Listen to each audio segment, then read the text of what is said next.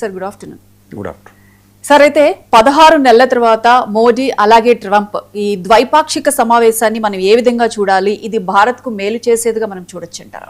Yes అండి, 2025 ఫిబ్రవరిలో last time Donald Trump Indian ప్రధాని నరేంద్ర మోడీ గారు మీట్ అవ్వడం జరిగింది. తర్వాత ఇప్పుడు 16 నెలల తర్వాత ఫ్రాన్స్ ఏవియన్ అనే ఒక రిసార్ట్ దగ్గర G7 సైడ్ లైన్స్లో ఇద్దరు నేతలు, ప్రపంచంలోనే అతిపెద్ద ప్రజాస్వామ్య దేశాలైన యుఎస్ ప్రెసిడెంట్ ట్రంప్తో ఇంకొక ప్రపంచంలో అతిపెద్ద ప్రజాస్వామ్య దేశం ర్యాపిడ్ గ్రోత్ అవుతున్న ఇండియా ప్రధాని నరేంద్ర మోడీ గారు మీట్ అవ్వడం. ఎంటైర్ G7లోనే ఒక హయ్యెస్ట్, ఒక టాప్ మోస్ట్ డిప్లొమాటిక్ మీటింగ్ ఇదే అని చెప్పొచ్చు అనమాట. ఎందుకంటే all eyes on these two leaders, Narendra Modi next Donald Trump. కాకపోతే ఇది 16 నెలల తర్వాత జరిగిన ఒక సమావేశంగా చెప్పొచ్చు.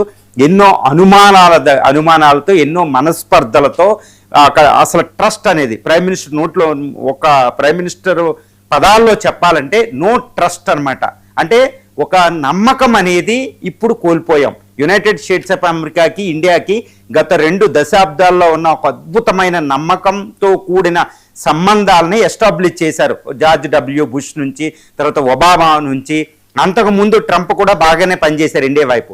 కానీ ఇప్పుడు రెండవసారి ట్రంప్ ఏంటంటే ఇండియాకు ఒక ఎనిమిగా మారిపోయారు. కాబట్టి ఇండియా, యునైటెడ్ స్టేట్స్ ఆఫ్ అమెరికాల మధ్య అపనమ్మకం అనేది, నమ్మకం లేమి అనేది ఎక్కువగా కనిపిస్తుంది. ఇలాంటి సందర్భంలో నరేంద్ర మోడీ గారు ఒక రకంగా చాణుక్య డిప్లొమసీ అని అయితే నేను చెప్తాను. నిన్న నరేంద్ర మోడీ గారు ఫుల్ హార్ట్తో డొనాల్డ్ ట్రంప్ని మీట్ అవ్వలేదు. కాకపోతే ఇండియా అనేది మల్టీ అలైన్మెంట్లో భాగంగా అన్ని దేశాలతో సంబంధాలు ఉండాలి అని ఒక పాలసీ ప్రకారం, ఒక వ్యూహం ప్రకారం యుఎస్ని మీట్ అవ్వడం జరిగింది. యుఎస్తో ఇండియా సంబంధాలు చాలా అత్యున్నతం అనమాట, చాలా ఇంపార్టెంట్ కూడా. ఎందుకంటే నేను ఇక్కడ మోడీ ఒక చాణుక్య దౌత్యం ఇక్కడ ట్రంప్తో నెరిపారు, ట్రంప్తో చేశారు అని చెప్పడానికి ఒక్కటే నేను చెప్పదలిచాను. అదేంటంటే డొనాల్డ్ ట్రంప్ ఇంకా 2.5 సంవత్సరాల పాటు యుఎస్ ప్రెసిడెంట్గా పనిచేస్తారు. కానీ US is different from the Donald Trump. ఇక్కడ ట్రంప్తోనే మనం డిప్లొమసీ చేస్తున్నాం, అమెరికాతో కాదు. America is entirely different. But అమెరికాకు అధ్యక్షుడిగా ఉన్న ట్రంప్ చేసే పిచ్చి దౌత్యం ఇప్పుడు ప్రపంచాన్ని విపత్కర పరిస్థితుల్లో గెంటేసింది, ఈవెన్ ఇండియాలో కూడా. ఇప్పుడు సింపుల్గా చెప్పాలంటే we are waiting to leave this Donald Trump from the White House. అంతే, వైట్ హౌస్ నుంచి ఆయన ఎప్పుడు వెళ్ళిపోతాడా అని మనం ఎదురు చూస్తున్నాం. ప్రపంచ దేశాలు కూడా అదే ఎదురు చూస్తున్నాయి. ఈవెన్ యుఎస్ ప్రజలు కూడా, అమెరికా ప్రజలు కూడా ఎప్పుడు ఈ ట్రంప్ అధ్యక్ష బాధ్యతల నుంచి తప్పుకొని కొత్త అధ్యక్షుడు వస్తారో ఎదురు చూస్తున్నారు. ఇండియా ఏంటంటే సింపుల్లీ మనం ఏంటంటే పోస్ట్ పోన్ చేస్తున్నాం. అమెరికాతో సత్సంబంధాలు మనకి చాలా ఇంపార్టెంట్. ఇండియాతో సంబంధాలు అమెరికాకి ఇంకా అత్యవసరం, హైలీ ఇంపరేటివ్ అనమాట, చాలా అత్యవసరం. కానీ సింపుల్గా we are waiting to leave this Trump అనమాట. ఆయన ఎప్పుడు వెళ్ళిపోతాడో ఎదురు చూస్తున్నాం. ఇప్పుడు ఏంటంటే మోడీ గారు మనస్ఫూర్తిగా ఆయనతో దౌత్యం చేయలేదు. ఎందుకంటే మోడీ చాలా కఠినంగా పదాలు మాట్లాడారు, చూసుకోవాలి. G7 మీటింగ్లో అందరూ నేతలు కూర్చున్నప్పుడు ట్రంప్ పక్కనే కూర్చుని నమ్మకం అనేది, అంటే దేశాల మధ్య ట్రస్ట్ కోల్పోతున్నాం అనే పదాన్ని ఉపయోగించారు. తర్వాత హర్ముజ్ స్ట్రైట్ దగ్గర పర్షియన్ గల్ఫ్లో ఇండియన్ సైలర్స్ మీద జరిగిన అటాక్, అమెరికా చేసిన అటాక్ని ప్రస్తావించారు అక్కడ. తర్వాత ప్రపంచంలో యుద్ధాలమయం అవుతుంది, యుద్ధాలు ప్రపంచ శాంతికి, ఆర్థిక అభివృద్ధికి ద్రోహం చేస్తున్నాయనేది పదాలు, అంటే ట్రంప్కి వ్యతిరేకంగా ఆయన మాట్లాడారన్నమాట. కాబట్టి ఈ ట్రంప్ అమెరికా ఇండియన్ ప్రధాని మీట్ అయ్యే సందర్భంలోనే ఇండో పసిఫిక్ని మళ్ళా పసిఫిక్గా పదాలు మార్చడం, ఇండియా మ్యాప్ని సవరించి POKని పాకిస్తాన్ మ్యాప్లో ఉండేటట్టు కూడా అక్కడ ట్రంప్ చేశారు. ఈ విషయాన్ని మోడీ ఏమీ బ్లైండ్గా ఏమీ లేరు, చాలా జాగ్రత్తగా చాకచక్యంగా అమెరికాతో డిప్లొమసీ చేశారన్నమాట. ఈ డిప్లొమసీలో ముఖ్యంగా ఏంటంటే ట్రంప్ ఏం చెప్తున్నాడంటే, చూడండి ఎంత విచిత్రంగా మాట్లాడుతున్నాడంటే, ఆయన యుద్ధం వస్తే ఇండియాని ఎవరైనా అటాక్ చేస్తే, if India was attacked by anyone, okay, US would come to the rescue of the India అంట.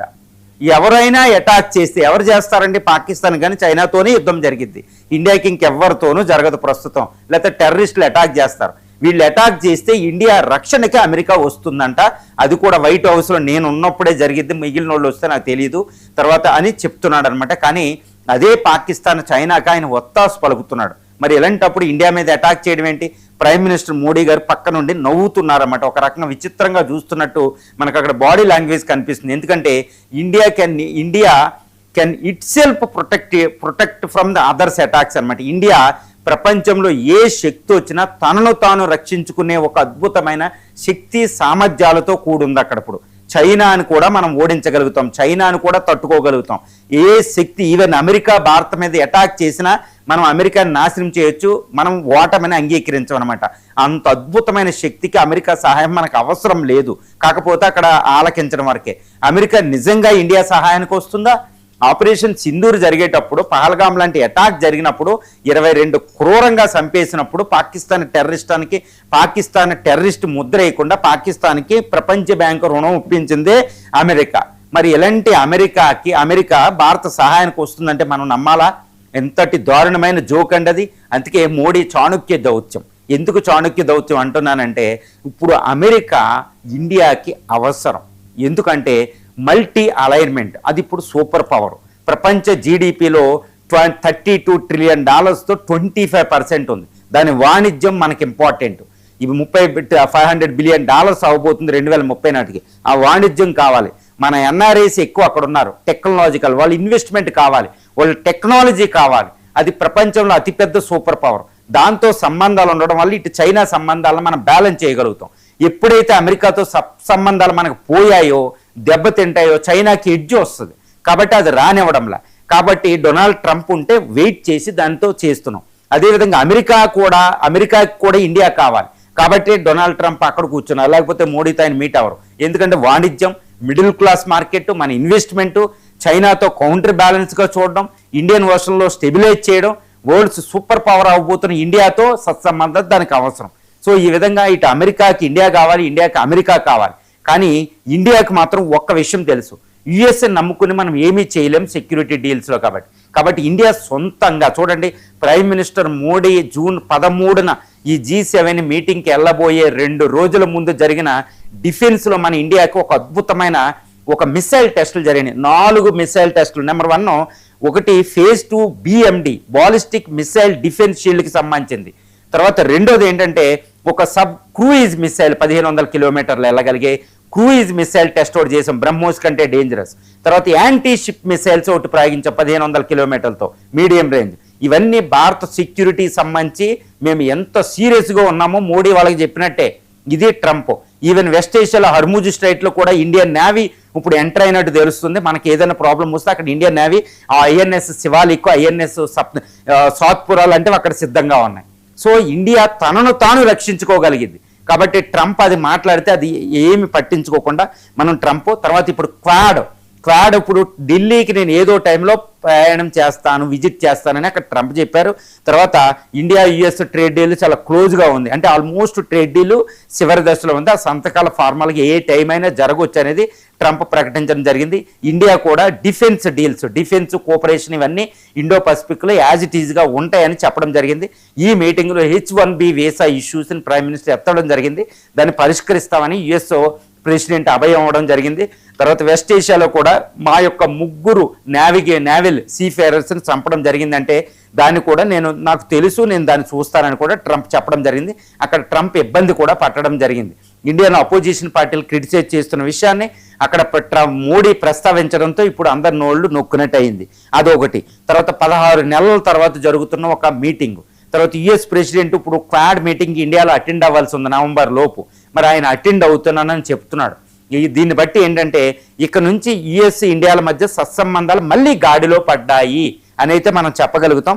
కాకపోతే ఈ యొక్క ట్రంప్తో మోడీ మీటింగ్ వల్ల ఇండియాకు వనగూడింది ఏమీ లేదు, జీరో.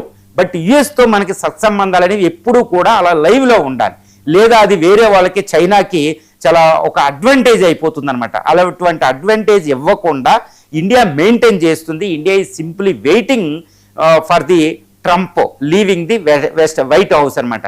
ఆయన వైట్ హౌస్లోంచి ఎప్పుడు పదవిలోంచి వెళ్ళి కొత్త అధ్యక్షుడు వస్తాడు ఇండియా ఎదురు చూస్తుంది. ప్రపంచంలో అన్ని దేశాలు అదే చేస్తుంది, ఈవెన్ అమెరికన్ సిటిజన్స్ కూడా అదే చేస్తున్నారు. ఈ యొక్క ట్రంప్ మోడీ మీటింగ్ ఏంటంటే తప్పనిసరిగా జరగాలి, దాని నుంచి మనం ఏమీ ఆశించలేదు, అదే అక్కడ జరిగింది కూడా. Right sir. అయితే మొత్తానికి ఏదైతే